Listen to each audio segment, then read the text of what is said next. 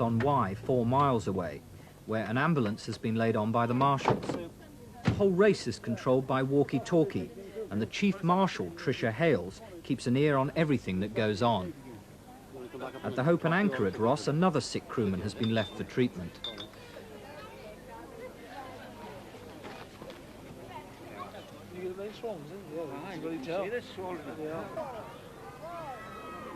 Nearly 1,000 people who form the backup teams for the rafters have now moved their tents downstream to the second stage campsite at Simmons Yacht.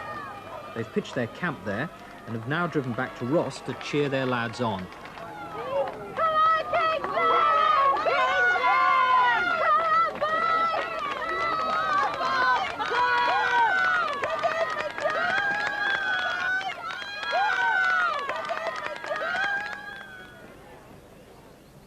There's another 13 miles or so before they can rest on their paddles. A few miles downstream, the Wye runs past the ancient walls of Goodrich Castle, which guards the entrance to the hills of the Forest of Dean.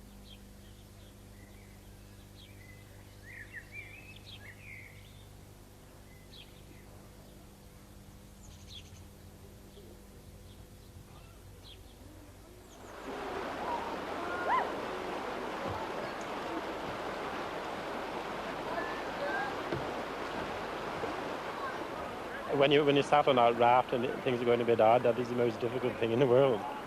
You know, you can't think of anything else which is harder. Because there are lots of places you'd rather be, in a pub drinking a pint of beer or something. It does get very, very painful at times. Not so much physical. I think a lot of it is mental. You sort of go through bad patches and some good patches. And you suddenly forget all the aches and pains, I think. 1, 2, 3, 4, 5, 6, 7. Or if you was on your own, you wouldn't go very far. I don't think you should pack up. If you think there's 9 others on the raft and they're all having they're going through the same pains. Your feet hurt, mind on rafting, and your bum. You end up with blisters and so on. That's the most painful part, I think, is it seems to deaden the nerves in the backside. The 400-foot-high Simmons Yacht Rock looks down on the last half-mile or so of the second day. The race is now becoming an emotional as much as a physical experience. The atmosphere is incredible, like, you know, I mean, you meet so many people and friends, they all become friends, let's put it that way. You know, you talk to people that you never talk to in your life, and the atmosphere is incredible. It's unbelievable. There's no words that can explain the atmosphere on site. What happened to that oar that was over there? Yeah. What have you done? Oh, I just hit a stone when I was going through some shallows. The St John's ambulance have entered a raft, but they're also open for a spot of business.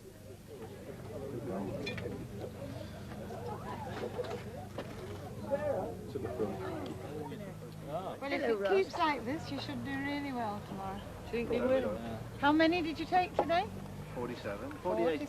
47, right? 46 started in front of us and we took 45. Great, great.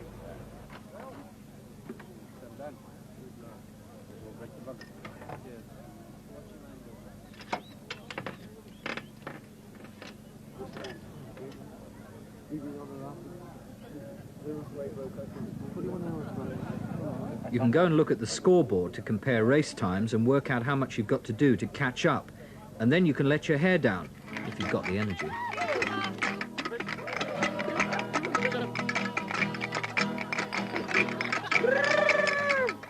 The fact that the boys like to go down and have a jolly good time. And when they're having a good time, they like to please everybody by trying their best, not upsetting too many people, and having a jolly good time on the river, and also not abusing too many people, not bumping into many people on purpose. Other than that, they're raising a lot of money for charity, and they're not forgetting the context of just enjoying yourself. Not only that, all the people in the banks can enjoy it. They can really sit back and say, well, those are the boys that are trying, not looking at the winners, because they're only a part of it, the same as the losers. They don't want to know who's broke their leg, got a blister on their hand, been sore at by their best friend. All they want to know is who's won. Simmons Yacht Rapids, the first challenge of day 3. This is the Black Pig Raft from Peasdown St John near Bath.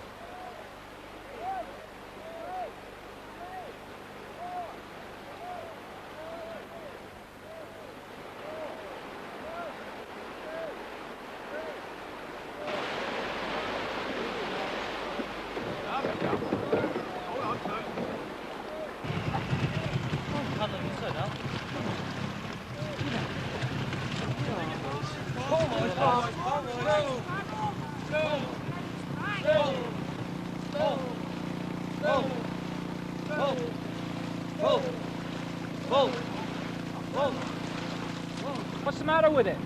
Bloody wire's bust. Wire's bust. You gonna be able to fix it? If I can get this through here, make it a bit longer, yeah. And if you can't, You'll have to see if I paddle.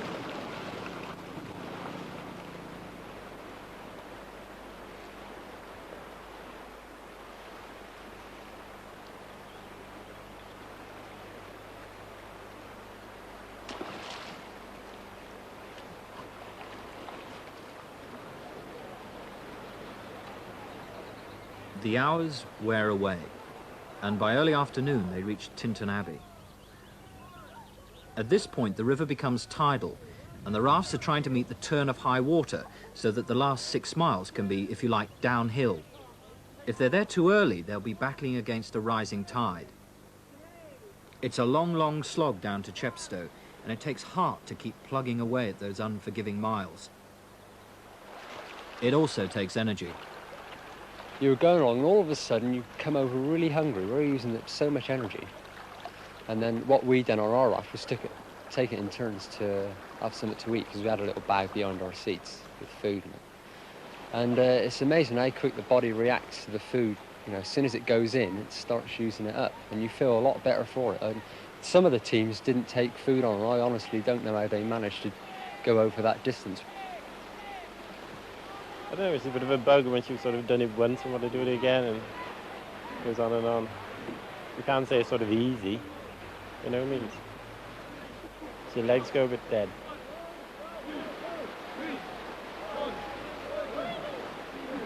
One of the nice things about the race is getting off the raft at the end of it.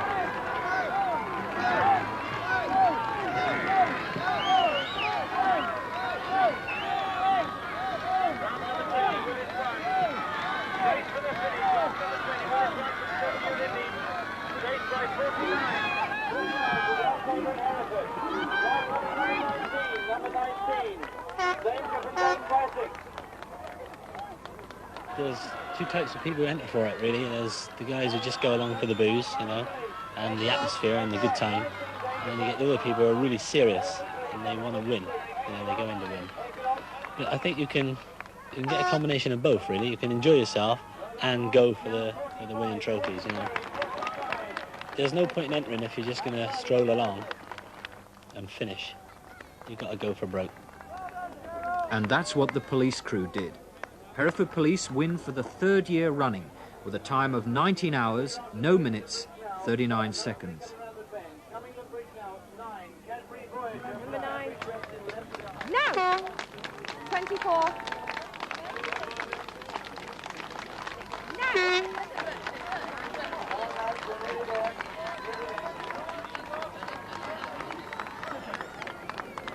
Stop smiling, Trevor.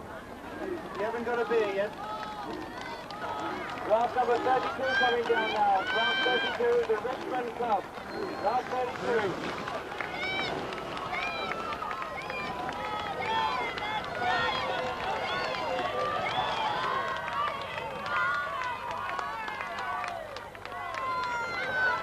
Coming from Bushbank, cannon fired. Well done. Out of 76 rafts, 67 finish. 6 retired damaged, 3 exhausted. 40 rafters wound up in hospital. And over £30,000 was raised for charity.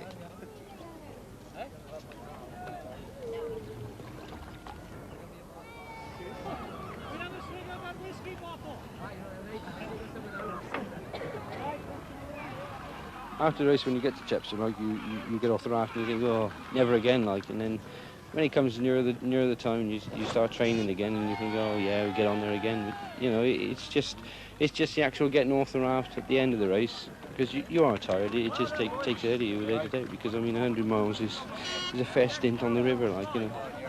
Tried, we didn't quite make it. Could have been a moment never. Where do you think you've come? I don't know. Got a clue. Not in the first one, anyway. We finished. That's the main thing.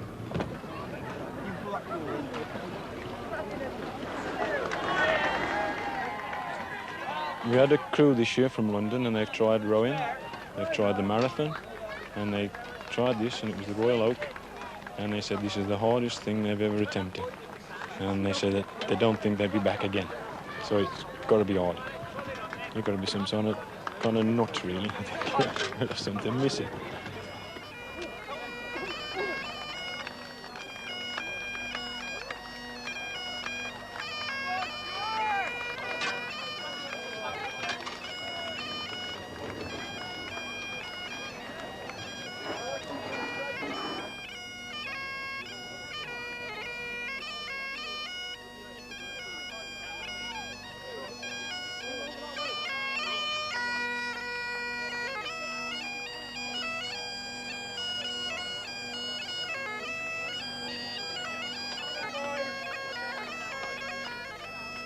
Right up behind you.